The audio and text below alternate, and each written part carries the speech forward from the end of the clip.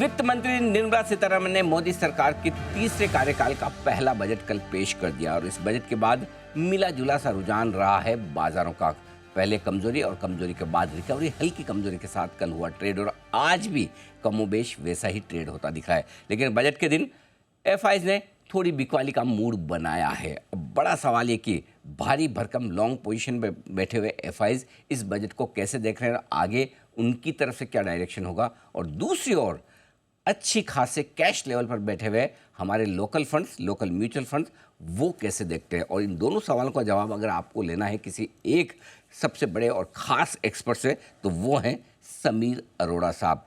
Helios capital के founder और fund manager हमारे साथ कार्यक्रम में हो रहे हैं सिंगापुर से, जो हिंदुस्तान में भी फंड चलाते हैं और देश दुनिया के एफआईज पर बड़ी पैनी नज़र रखते हैं। फॉर ए चेंज मुझे बताया गया कि समीर सर आज फ्रांस में। सर, फ्रांस में आज? तो मुझे क्या पता था जी कि बजट इतना लेट हो जाएगा। मैं तो छुट्टी पे आया हुआ था। अरे वाह, क्या बात है। तो जब मैंने छुट्टी पे आया नहीं था, छुट्टी का प्लान बना हुआ था। फिर हमने कहा चलो यहाँ उठ जाएंगे सुबह 6 बजे, उसमें क्या ओ है। वंडरफुल। तो क्या आप मतलब ओलंपिक्स वगैरह देखने के हिसाब से? हाँ जी, देखेंगे। हाँ, अगले क्या हफ्ते बात से। है, तो बढ़िया सर। तो चलिए, सबसे बढ़िया बात है कि आपने छुट्टी के वक्त और दूसरे देश में होते हुए भी हमारे लिए समय निकाला सर। बहुत बहुत धन्यवाद, थैंक यू सो मच। मैं गुड मॉर्निंग ही बोलूँगा, आप वहाँ तो मेरे ख्याल से हाँ, नाइट गुड में। मॉर्निंग। Good good morning. ये मॉर्निंग है भी सर। 7:30 बजे है। हाँ, बिल्कुल। हाँ। सर, पहले तो मतलब अच्छी बात करते हैं, क्या अच्छा लगा बजट में सर? तो बजट एक्चुअली बड़ा अच्छा था, 1-2 चीजें छोड़ के जो टैक्स टाइप है। तो बजट में सबसे अच्छी बात थी कि 4.9% डेफिसिट का मतलब है कि सारा जो इंडिया की, इवन मेरे को लगता है रेटिंग अपग्रेड भी हो सकता है। और ये तो बियॉन्ड एक्सपेक्टेशन था। हम तो सब डर रहे थे, लोग डर रहे थे कि पॉपुलिज्म ना हो जाए। मैं कह रहा था कि शायद नहीं होगी, लेकिन स्टेट बजट्स में होगी, वो तो भी पता नहीं। लेकिन ये आपने जो आरबीआई का डिविडेंड भी मिला, उसको भी आपने यूज नहीं किया, और इतना अग्रेसिव आगे का भी टारगेट रखा 4.5% का, तो ये बहुत पॉजिटिव है मार्केट के लिए, इंटरेस्ट रेट्स के लिए, इकोनॉमी के लिए। That was the best part. कम से कम फिजिकल दूसरा डिसिप्लिन। मुझे लगता है जी। जो मुझे कम कम किया, बट मुझे लगता है कि हमारा नंबर वन सेक्टर इंडिया में होना चाहिए टूरिज्म। हम्म, उसमें छोटी बातें करते हैं कि ये टेम्पल में ये कर दिया। मैं कहता हूँ 100 लोग में 50 चीजें करनी होती हैं। एक हाई प्रोफाइल टूरिज्म मिनिस्टर हो, आप उसमें कहोगे जी कनेक्टिविटी होगी, उसमें वाईफाई होगा, उसमें टॉयलेट्स क्लीन होंगे, उसमें सेफ्टी सिक्योरिटी के लिए पुलिस वाले ज्यादा खड़े होंगे। इतना करने से ही हमारी टूरिज्म बढ़ जाए। साथ में फिर होटल होटल जो उनको सब्सिडी दो कि वह नए होटल खोलो जहाँ पे भी। बट ये इंडिया में, मैं यहाँ घूमता रहता हूँ ना, ये सब चीजें इंडिया में है, बट ऑफ कोर्स यहाँ पे कुछ चीजें बेटर है। बट जनरली इंडिया का टूरिज्म का जब उन्होंने वर्ड बोला था, लेकिन बाद में वो छोटा निकला इन टर्म्स ऑफ द स्कोप। तो वो चीजें अच्छी है, लेकिन वो स्केल पे होनी चाहिए, तब मजा है। उसका स्टॉक मार्केट से मतलब नहीं है, उसका मतलब इंडिया से है। स्टॉक मार्केट में ठीक है, 2 होटल के स्टॉक हमारे बढ़ जाएंगे, घट जाएंगे, बट ओवरऑल टूरिज्म को हम एक्सप्लॉइट नहीं करते हैं जितना वर्ल्ड करता है। छोटी छोटी जगह पे सारे हम पहुंच जाते हैं देखने, और कहते हैं ये क्या चीज है यार, इसके लिए इतना ड्रामा किया होता है इन्होंने। ठीक बात है। सो एक दैट इज द थिंग। हाँ, एक अपॉर्चुनिटी वहाँ मिस हुई, लेकिन फिजिकल डिसिप्लिन, ये आपने कहा कि ये बहुत बड़ी चीज़ है बहुत जो बढ़िया। सरकार ने की और बहुत बढ़िया। इससे रेटिंग अपग्रेड का चांस है, ये बड़ी बात समीर सर समझा रहे हैं। दूसरी बात समीर सर, जो सरकार ने की यूथ को स्किल बनाने की और उनको ज़्यादा जॉब्स देने की। हम यंग पॉपुलेशन है और हम हमेशा बड़े गौरव से कहते हैं कि इंडिया के पास इतनी पॉपुलेशन है और लंबे समय तक रहने वाली है। क्या आज नहीं, लेकिन आने वाले 5, 10, 15 सालों में इसका बड़ा फायदा मिलेगा? क्या ये कुछ वैसी थॉट प्रोसेस वाला बजट है? ये मुझे नहीं, नहीं, वो प्रोसेस तो बिल्कुल रिक्वायर्ड है, और उसी के लिए मुझे लगता है ये जो बेसिकली पीएलआई स्कीम वगैरह है, उसमें अभी जैसे जो आप फोन बना रहे हैं, ये कर रहे हैं, उसमें पहले है कि असेंबली की जॉब तो मिले लोगों को, कोई फैक्ट्री की जॉब मिले विमेन को, अच्छी जगह जाने की, ये वो। लेकिन वो मुझे, क्योंकि मैं नेक्स्ट 2-3 साल के हिसाब से देखता हूँ, उसका मेरे को डायरेक्ट नहीं समझ आया कि वो 1-2 साल में इम्प्लीमेंट भी हो सकता है कि नहीं, शायद हो जाए, लेकिन उसका डायरेक्ट नहीं आया। बट ये शुरू आज करेंगे तभी 5 साल बाद, 10 साल बाद होगा। एंड एक्चुअली वो ट्रेनिंग और आप ये जो आप वो अप्रेंटिस रखते हैं, वो सब करते हैं, वो तो वर्ल्ड वाइड ये फॉर्मूला है, वो होना भी चाहिए। लेकिन उसका हमारे डे टू डे में नहीं हमें समझ आएगी। कई चीजें गवर्नमेंट को करनी पड़ती है 5 साल 10 साल का वो रखकर, ऑब्जेक्टिव रखकर। तो उस हिसाब से ठीक है, लेकिन प्रैक्टिकली हमें नहीं समझ आएगा उसका कि उसका प्रैक्टिकल क्या करें हम in terms of us as buying stock, selling stocks, ये मतलब। परफेक्ट। अब आते हैं सर, जो मोस्ट टॉक अबाउट बात थी बजट से पहले कि भाई वायदा कारोबार में, एफएनओ में, स्पेशली ऑप्शंस वगैरह में जिस तरह से वॉल्यूम्स बढ़ रहे हैं, अनाप शनाप हो रहे हैं, रिटेल का पैसा काफ़ी उधर जा रहा है, रिटेल इन्वेस्टर्स ट्रेडर्स वहाँ लॉस भी कर रहे हैं, वहाँ पर एसटीटी बढ़ाई है। ये ठीक है, या खाली ऑप्शंस पे बढ़ानी चाहिए क्योंकि ऑप्शन फ्यूचर दोनों पर बढ़ी है? नहीं, वो है, दोनों में बढ़िया, लेकिन वो मुझे लगता है कि पूरे वॉल्यूम को ही कम करना चाहते हैं। बट मुझे लगता है कि ये वो वाला पार्ट अभी खत्म नहीं हुआ, हम्म। बिकॉज़ उसमें सेबी का भी रोल है, उसमें टैक्स का भी रोल था। बट अगर आप बार-बार सब देखें कि सब बोल रहे हैं, तो अब अगर सेबी चीफ ने 2 दिन पहले या 4 दिन पहले बोला कि इट इज़ वेरी बैड, वो कोई फाइनेंस मिनिस्टर की तरफ से थोड़ा बोल रही थी। इसका मतलब उनके भी अभी कुछ आना है। बिकॉज़ आपने ये टैक्स बढ़ा दिया which obviously collectively makes a big difference. But अगर आपने 2 महीने में 1 महीने में वॉल्यूम कम नहीं हुआ फिर? मुझे लगता है उसमें और चीज़ें आएँगी। इसलिए ये जो लोग अभी स्टॉक मार्केट टाइप वाले स्टॉक्स बढ़ा रहे हैं कि वो खत्म हो गया, मुझे नहीं लगता वो वाला पार्ट खत्म हुआ हम्म। है। बिकॉज़ उसमें खाली बजट का एक्शन नहीं है ना, उसमें सेबी के भी अलग से चीज़ें आ सकती हैं, स्टॉक एक्सचेंज को एडवाइस आ सकती है कि भई ये मत करो, वो मत करो, वीकली ये मत करो। मुझे नहीं लगता वो टैक्स हो गया, कहानी खत्म हो गई उसकी।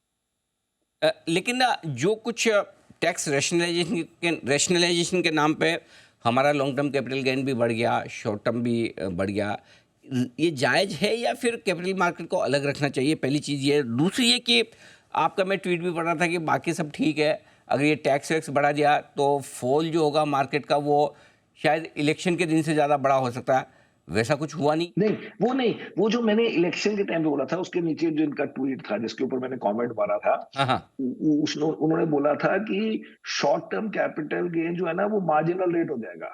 तो मैंने कहा था उनके हाँ, सपने भी मत लो, वो तो खत्म हो जाएगी मार्केट। वो करेक्ट। मैंने नॉर्मल इंक्रीज के लिए नहीं बोला था। मैं ये अरिथमेटिक से काम करता हूँ। हुँ, हुँ। तो मैं ये कहता हूँ कि आप हमारे जो लोग आते हैं आपके चैनल पे, उनको भी आप जरा क्वेश्चन प्रॉपर्ली किया कीजिए। वो आके आपको बोलेंगे कि आईटी सेक्टर में ना 1% रेवेन्यू ग्रोथ एक्स्ट्रा हो गई है किसी कंपनी की, या प्रॉफिट हमने 3000 सोचा था 3150 आया है, इसलिए हमने अपग्रेड कर दिया, स्टॉक डाउनग्रेड कर दिया, स्टॉक 10% 15% बढ़ जाते हैं उस दिन। अगर आप ये कंज्यूमर वालों की ग्रोथ होती है 4%, अगर आज वो बोल देते कि 5.5% है, वो स्टॉक 8% ऊपर होता, करेक्ट?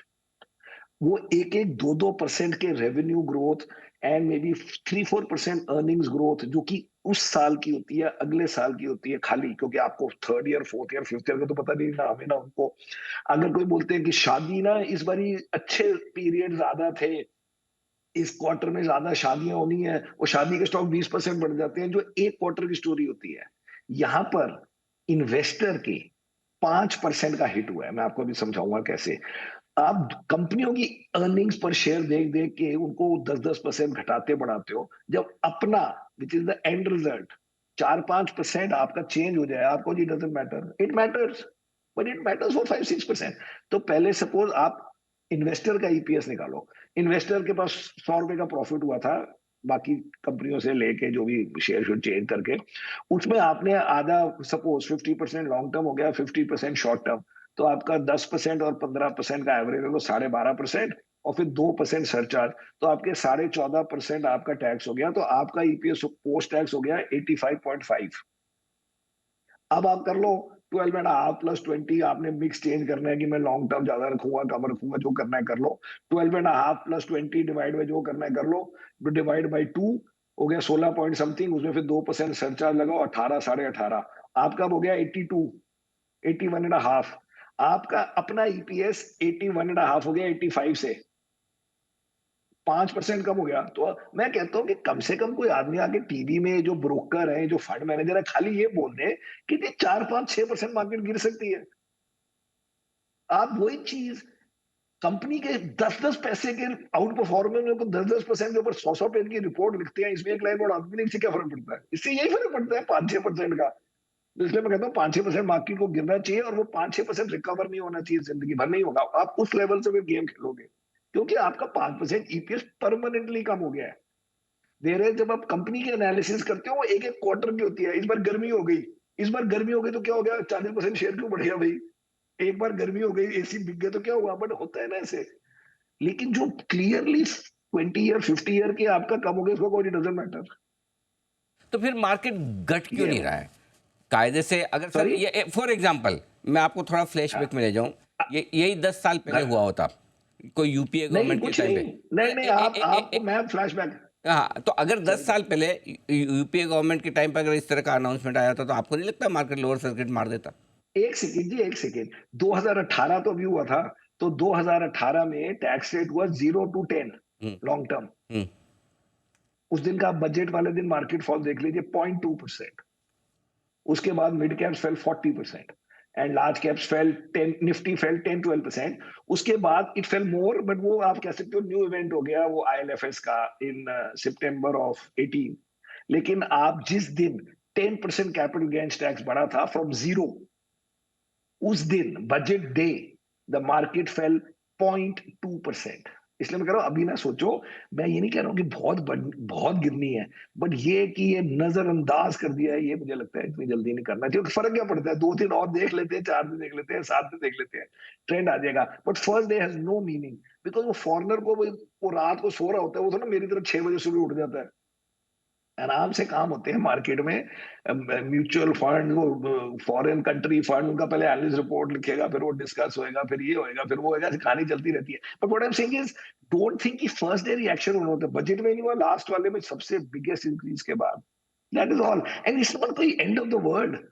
5% कम हो गया तो हो गया, मैं तो 5% भी पूरे तो बचेंगे नहीं। मैं तो क्योंकि एक्टिव फंड मैनेजर हूं, मैं कोई ईटीएफ नहीं हूं, इसलिए मुझे 5% भी ज्यादा लगता है कि हाँ यार ये तो काफी हो गया। और अगर लगे, कई बार होता है कि अपने आप हो जाता है, हम कहते हैं हमें पता ही नहीं था। तो मुझे लगता है कि ये जीरो के लायक नहीं है, ऐसे नहीं होती लाइफ। समीर सर, प्रॉब्लम 5% घटने में नहीं है, प्रॉब्लम ये है कि 5% में स्टॉक जो करेक्ट हो जाते हैं, इंडेक्स वाली पाँच वो परसेंट होंगे ही घटे। जी, वो तो वैसे भी होने थे, हाँ हाँ। उसमें आप नहीं रोक सकते। आप कहानियां, ये जो मार्केट जितनी मर्जी बना ले, कुछ स्टॉक्स को आपने ऐसे किया जैसे वो एनवीडिया है। अगर 1 मिनट के लिए आप एनवीडिया को एनालाइज करें इंडियन या शिपिंग कंपनीज वगैरह से, तो उन्होंने एनवीडिया को आउट परफॉर्म किया। जो Nvidia is up 8-10 times in 2 years 3 years 22 and से। और लेकिन एनवीडिया उस दिन की प्राइस अर्निंग से आज लोअर है, क्योंकि उसकी अर्निंग भी 10-10 टाइम बढ़ी है। हमारे यहाँ स्टॉक 10 टाइम बढ़ जाता है, अर्निंग के सपने देने लग जाते हैं कि अब आएंगे, और वो अब कुछ आ नहीं रहे, क्योंकि उसकी बात ही नहीं हुई। अब अगर बात नहीं हुई तो कल थोड़ा होगी ये बात, बात तो होनी थी कल। सो दे हैव टू फॉल। उसको pre budget, post budget, with tax, without tax, कोई लिमिट भी तो, कोई चीज की कुछ तो लिमिट होनी चाहिए, हर चीज की लिमिट होती है। तो वो तो मुझे नहीं लगता कि आप रोक सकते हैं, ऐसे थोड़ा होते हैं लाइफ, या वो चल रहे हैं तो चलते रहेंगे। There will be a rotation. ये मैं सेकंड पॉइंट यही बोल रहा हूँ जो मैंने अपने ऑफिस के वालों को ही बोला। मैं कहा इशू ये है कि अब रोटेशन हो गई है एक। अब उस रोटेशन में in theory on the margin कह लो, चलो पूरा मत कहो, वो इंफ्रा कैपेक्स टाइप स्टॉक्स को वो नई स्टोरीज नहीं मिली, क्योंकि आपने उसके बदले फिस्कल डेफिसिट कंट्रोल किया। फिस्कल डेफिसिट कंट्रोल का मतलब है मेरा फाइनेंशियल सेक्टर। तो मैंने कहा इसमें टेंशन मत लो कि हमने वो वाले हमने पहले बेच दिए थे, क्योंकि वो अब एक तो रोटेशन हो रही है। सेकेंड इज, आप कहो जी कंज्यूमर में हो गई रोटेशन, क्योंकि वो गोल्ड के वो गिर गए, और वो सिगरेट का हो गया, वो भी 2-4% कर सकते हो। लेकिन बाकी स्टॉक्स, वो प्री बजट, पोस्ट बजट, उसकी ग्रोथ पहले 4% थी, अब 7 हो गई, उसकी 6 थी, उसकी 9 हो गई, वो मुझे इंटरेस्ट ही नहीं है। चाहे वो मार्केट वालों को लगता है कि बड़ा बिग चेंज है, बट मुझे वो इतनी ओवर पेनिट्रेटेड सेक्टर में पसंद ही नहीं है, क्योंकि वो बात ही इतनी छोटी होती है, which is lower than our own GDP growth. इसलिए सबसे पहले फाइनेंशियल, उसके बाद कंज्यूमर में कम से कम 20% 25% ग्रोथ वाले स्टॉक तो ढूंढो, चाहे उनका मल्टीपल सबका ही 50-60 होना है, उसमें कोई 25 मल्टीपल के स्टॉक होते ही नहीं है। तो ये माने तो कि अब इसलिए जी, तो ये माने कि ये अपसाइड अब लिमिटेड है निफ्टी की, और नीचे में 4-5% की रिस्क खुल गई है, कम से कम उतना हम कमजोर हो सकते हैं। एक्चुअली उल्टी है स्टोरी। अच्छा। स्टोरी है कि अगर आप यूएस मार्केट को देखें, यूएस में क्या हुआ कि लास्ट 4 साल में mid cap stocks did very badly and large caps did very well. Large caps because वो 7 स्टॉक्स थे, एंड वैसे भी अगर आपने देखना है, आप एक ग्राफ लोगों को दिखा सकते हैं बाद में, S&P 500 को कंपेयर करो with Russell 2000। Russell 2000 is 2000 smaller companies.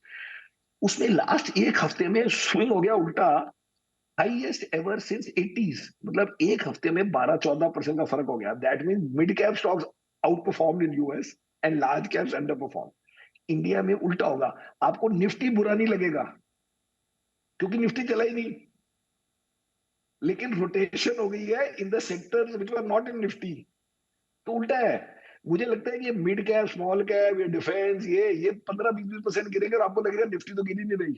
क्योंकि निफ्टी के स्टॉक तो एचडीएफसी बैंक और कोटक बैंक और इन्फोसिस और TCS and may be even now Reliance जो गिर गया है, अब ये गिरेंगे ही नहीं। गिरने दूसरी चीजों में है।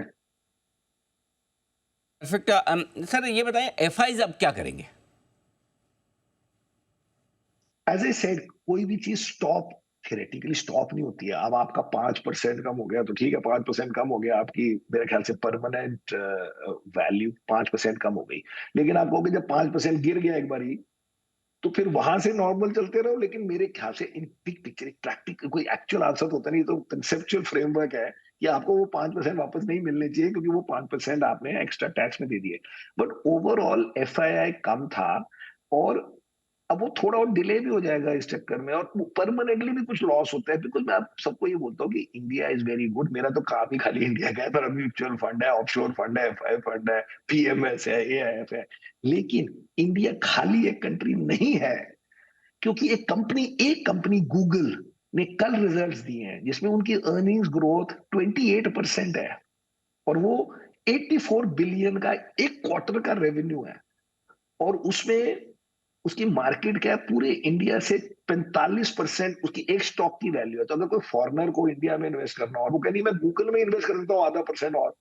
मेरा कहने का मतलब है ऐसे नहीं देखना चाहिए कि इंडिया एक वो है और वहां पे तो यूएस कुछ नहीं कर रहा, वहां चाइना कुछ नहीं कर रहा ना। हर कंट्री में 5 स्टॉक तो अच्छा कर रहे हैं, बड़े बड़े वेल नोन।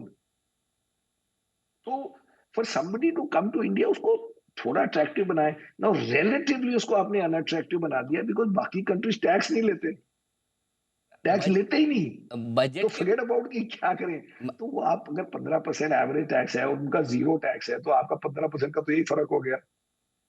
बजट के पहले काफ़ी लोग हल्के भी हो गए थे, मार्केट भी हल्के हैं, फंड मैनेजर हिंदुस्तान के सारे कैश पे बैठे हैं अच्छा खासा।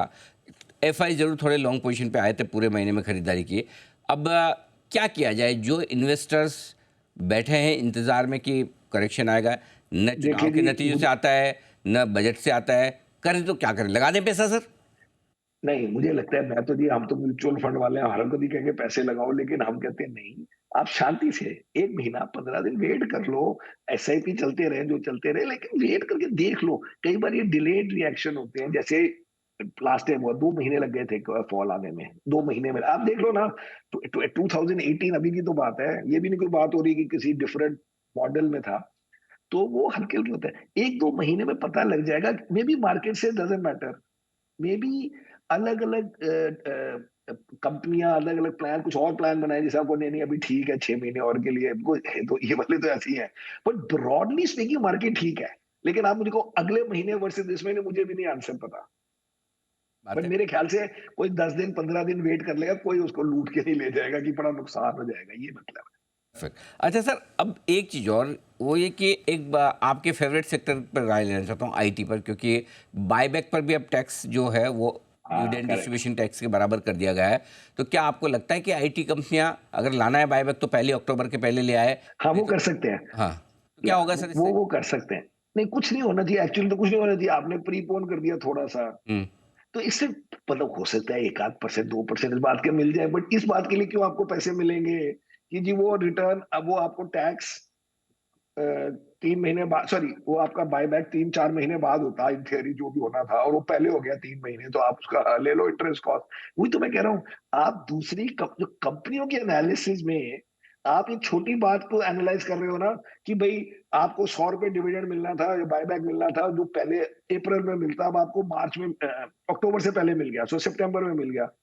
उसके लिए लोग अगर स्टॉक को 4-5% ऊपर नीचे करेंगे, तो या तो पूरी मार्केट का आपने 5% ले लिया। इसलिए मैं कहता हूँ उस हिसाब से चलो, कि हमारे हिसाब से कल की प्राइस से 4-5% करेक्शन होनी चाहिए। अगर वो टाइम से नहीं हुई, इसका मतलब वो अब्सॉर्ब हो गई है कि चलो ठीक है आगे के देखेंगे। वही है, बस इतनी स्टोरी होती है। बाद में तो फिर बुलिश हो जाता है। अगली बार मैं आऊंगा, फिर आपको बुलिश बुलिश स्टोरीज बताऊंगा अपनी इंडिया की। अच्छा, लेकिन ये बजट देखने के बाद आप क्या गोल्ड और प्रॉपर्टी पर भी बुलिश होंगे, क्योंकि टैक्सेशन वहां पर थोड़ा रैशनल किया गया है, नहीं जी, थोड़ा नहीं। अट्रैक्टिव नहीं? एक्चुअली एक्चुअली गोल्ड में मुझे नहीं लगता कि गोल्ड में किसी को फायदा हुआ है, क्योंकि गोल्ड, पूरे इंडिया के गोल्ड की वैल्यू आपने 9% कम कर दी। ठीक बात है। हर आदमी की, हर पर्सन की, गोल्ड बॉन्ड वाले की, सबकी वैल्यू 9% कम हो गई। और वो जो कंपनियों के पास गोल्ड इन्वेंट्री है वो भी वैल्यू कम हो गई।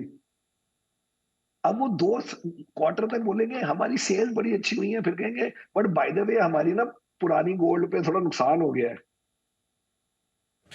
फिर अब आप किसी तीसरे क्वार्टर का भूल जाएंगे। आप एक और तरीके से देखो, 6 महीने या पता नहीं कितने महीने पहले गोल्ड की प्राइस ही नहीं इतनी होगी, क्योंकि अगर गोल्ड कितना बढ़ा है, 7 8 10% जो भी बढ़ा है, 6 महीना देखा भी नहीं। तो अगर वो मतलब 5 6 महीने पहले आपको पता है ना कि जब 9% लोअर गोल्ड प्राइस क्या होता था वर्ल्ड में, जो भी होता था वही होगा ना। हम्म। That is a one off. और एक्चुअली वो मेरे हिसाब से गलत किया है गवर्नमेंट ने, क्योंकि अगर हम सारे वर्ल्ड को बोल रहे हैं और अपने आप एज एन इकोनॉमिस्ट बोल रहे हैं कि हमें इंडिया को फाइनेंशियलाइजेशन करनी है, लोगों को गोल्ड से हटाना है, लोगों को रियल एस्टेट से हटाना है। चलो रियल एस्टेट में तो आप कह सकते हैं कि कैपिटल गेन्स सबका सिमिलर होना चाहिए, दैट इज लॉजिक। बट लोगों को इनकरेज करना कि आप गोल्ड खरीदो रिलेटिव टू स्टॉक मार्केट या रिलेटिव टू फाइनेंशियल, चलो बोले स्टॉक मार्केट लगता है बड़ी नैरो बात हो रही है, रिलेटिव टू फाइनेंशियल सेक्टर या फाइनेंशियलाइजेशन, वो तो रॉन्ग डायरेक्शन हो गई। पूरी जिंदगी हम ये बोलते रहे कि लोगों को गोल्ड से हटाना है, पब्लिक इंडियन पब्लिक को गोल्ड से हटाना है, इसलिए गोल्ड बॉन्ड्स आए कि वो फाइनेंशियल एसेट खरीदें। और फिर गोल्ड को एट द सेम टाइम जब टैक्स बढ़ा रहे थे, या तो अलग से कर रहे हो तो लोग सोचे कोई पॉलिसी भी हुआ है, कोई हेल्प कर रहे हैं किसी की for now as a sector, job creation, ये वो। But at the same time करना is a bad signal, I think, that way separately, but it's small, it doesn't matter beyond a point. ठीक बात।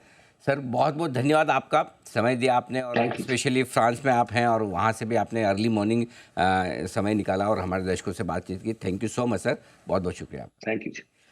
तो ये थे समीर अरोड़ा सर, फ्रांस से हमारे साथ जुड़ते हुए बताते हुए बजट पर आगे के डायरेक्शन के लिहाज से उनका ये मानना है कि पूरे मार्केट के लिए 5% का वैल्यूएशन इस टैक्सेशन की वजह से कम होता दिखा है, जिससे बाजार आगे पीछे एडजस्ट करने की करेगा कोशिश।